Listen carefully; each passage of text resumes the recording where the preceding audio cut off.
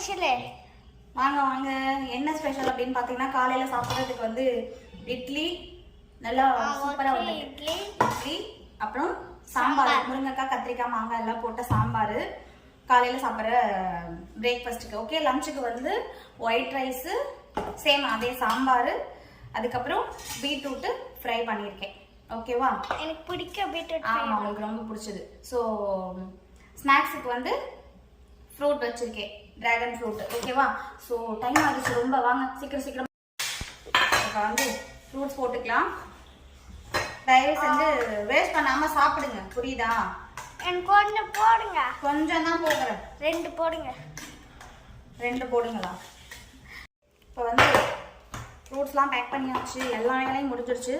இவங்களை கூட்டிகிட்டு போய் பஸ் ஏற்றி வச்சுட்டு வந்துட்டோம் அப்படின்னா நம்மளோட வேலையெல்லாம் முடிஞ்சிடும்.